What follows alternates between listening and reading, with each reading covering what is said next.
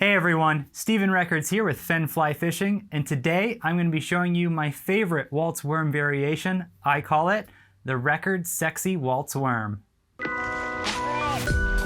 way! Yes! Yeah! Mr. Brown! Oh. Solid, dude. This tie is one of my favorites. It's one that I almost always reach for first out of my fly box. Why? Because fish just seem to hammer it in virtually any water type that I come across. And it takes just 3 minutes to tie. So while I'm tying these up as a gift for our first 100 customers, I want to show you how you can tie them up yourself.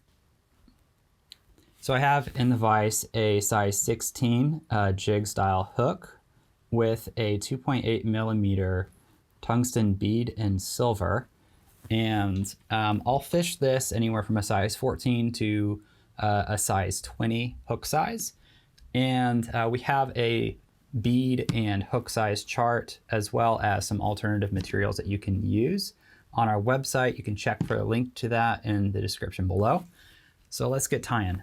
First thing I'm going to do is add some lead-free wire here. This is just 0.01 wire, and I'm going to do about 5 wraps here. And then just pinch off that material and then slam that into the back of that bead.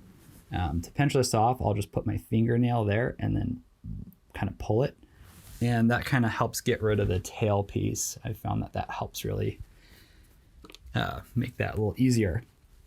For the thread here, I've got 16-aught fluorescent orange. I would recommend using 6-aught. This tends to break, but that's just what I've got here. If you're kind of wondering what the aught sizes are, if you're familiar with the denier sizes, it would be a 70 denier. Anyhow, here we go. We're just going to get the thread started just behind the wire, and then let's snip that off.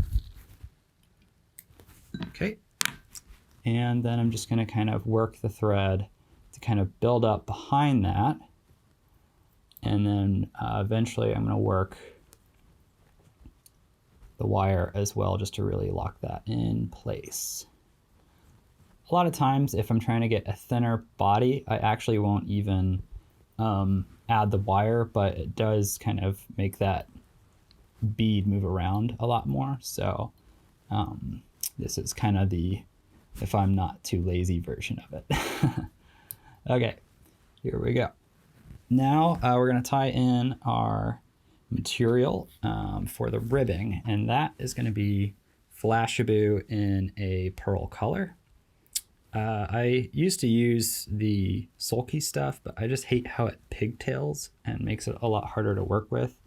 And this stuff is pretty much the same in terms of its sheen and everything else. It may be a little bit less durable, but it's easier to work with, so I'd rather prefer that. All right, there we go. Tailing is on.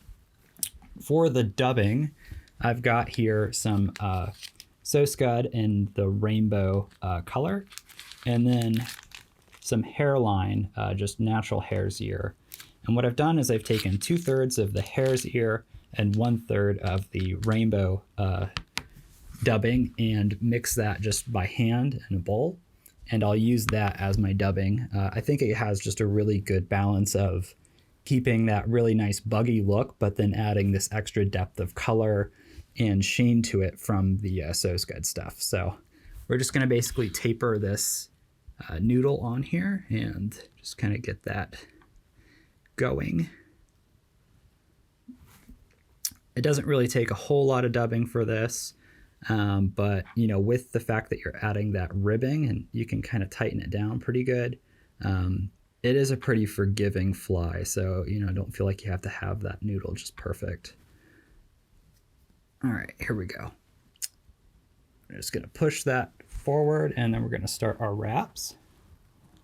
And there we go. Get a nice good noodle on here. All right. Looks good to me. So if you notice here, I'm actually going to start doing about 10 wraps just to kind of build up that collar. And the reason I do that is because I actually like to use the rotary function on my vise to get the ribbing on. So I'll just start turning that, but as I do that, it starts unraveling that collar. So it kind of makes it to where, because I've overwrapped it, then it doesn't mess it up and start taking off my dubbing. So now that I've got to the end of the bead, I'm going to go ahead and just put 3 wraps on the back side of that ribbing material, and then 3 wraps on the front side of that ribbing material. And now we're just going to cut off the excess. Cool. Pretty close now. I'm just going to do a few more wraps here. And then it's just time to do the whip finish. I'll add a dab of super glue to the thread. And there we go. That's all we need.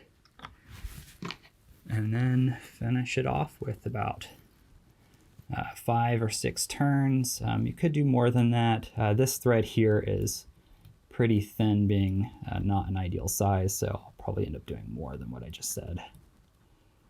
Okay, but yeah, we just want a little bit of a collar there. And then we're just going to cut it off. There we go. And now you'll notice there's quite a few like long guard hairs, so I'll just cut some of those down. I still want quite some of them to stick out, just so it keeps that buggy look to it, but that just kind of gives it a little hair trim, makes it a little neater. There you have it. Now to fish this, I like to use a 2-nymph Euro rig setup, and to fish this as my bottommost fly. I'll also fish this as a dry dropper in a size 18 or a size 20. This works great wherever there are mayflies, but it also looks like a lot of other different types of bugs in the water, so it does fish just really well pretty much anywhere, and particularly in spring-fed creeks and streams, but I'll also fish it in tailwaters as well. The Records Sexy Walt's Worm. Give it a whirl. Let us know how it fishes for you in the comment section below. Don't forget to subscribe. Tight lines, and God bless.